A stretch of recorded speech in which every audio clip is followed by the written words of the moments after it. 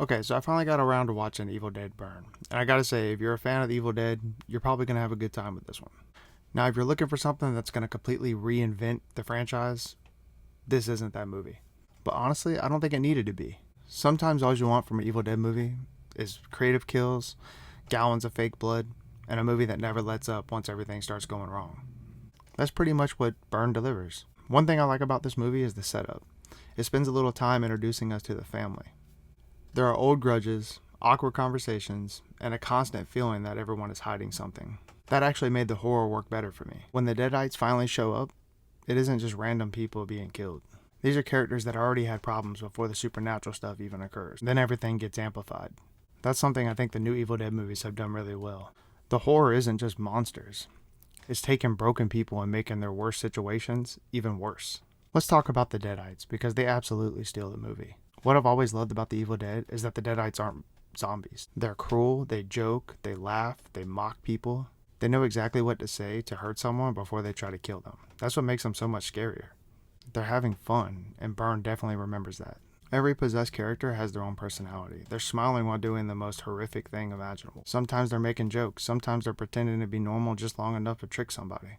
That unpredictability makes every encounter feel dangerous. You never know if you're going to get a creepy conversation or someone's head's going to get smashed through a wall. Now let's get into the gore, because, yeah. If you thought Evil Dead 2013 was brutal, or if you thought that Evil Dead Rise was pushing it pretty far, Byrne finds a way to make you pretty uncomfortable. There are multiple scenes where I caught myself saying, okay, that's enough.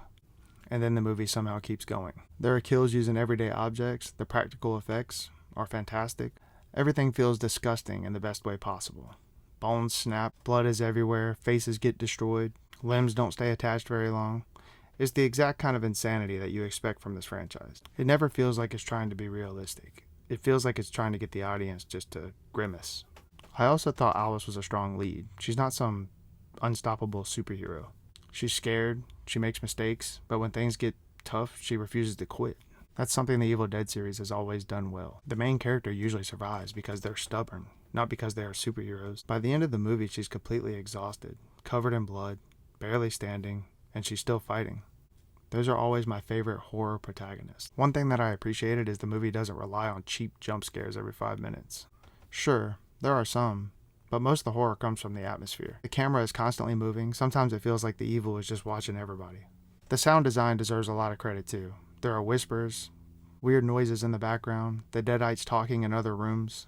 It all keeps you on edge, even before anyone gets attacked. Now let's talk about the car sequence. That was one of my favorite scenes in the movie. It's one of those moments where filmmakers clearly sat down and asked, how many different ways can we make a car dangerous? And then they somehow used almost every part of the vehicle. The camera never lets you breathe, the attacks keep escalating. Every time you think someone might escape, something even worse happens. That's classic Evil Dead. Take an everyday situation and make it feel like a nightmare. I also like that the movie wasn't afraid to kill people that you expected to survive. That's something horror movies don't always do anymore. Sometimes you can predict exactly who's making it to the end. Byrne doesn't always play by them rules. The unpredictability is what kept me invested. Every character felt like they could die at any moment. And honestly, some of the deaths completely caught me off guard. Now, I do have a couple complaints. I think the movie leans too hard into being serious. I wish that it had the original's sense of humor.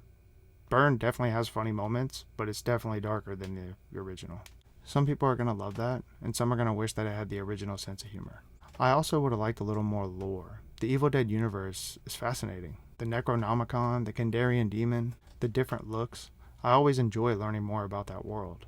This movie mostly focuses on survival instead of expanding the mythology. That didn't ruin the movie for me. As for the ending, I liked it. It doesn't wrap everything in a neat little bow. There's still that feeling that evil never really dies, and it's just waiting for the next unlucky group of people. That's always been one of my favorite things about this franchise, is nobody ever really wins. They just survive, sometimes. So where would I rank this movie? I still think Evil Dead 2 is my favorite. That's probably never going to change. After that, I'd probably put Evil Dead 2013. Then Burn and Evil Dead Rise are pretty close for me. I can understand people preferring either one. Burn is definitely meaner. More brutal, more relentless. Rise has some unforgettable moments too, though. I honestly think fans of one are probably going to enjoy the other. Overall, I had a great time with Evil Dead Burn. It isn't perfect, it probably won't convert people who already don't like the Evil Dead, but if you've been with this franchise for years, it's another bloody, disgusting, entertaining ride. The practical effects are awesome, the Deadites are terrifying, the violence is creative, and once the movie gets going, It barely slows down until the credits roll. So if you're already an Evil Dead fan, yeah, go see it.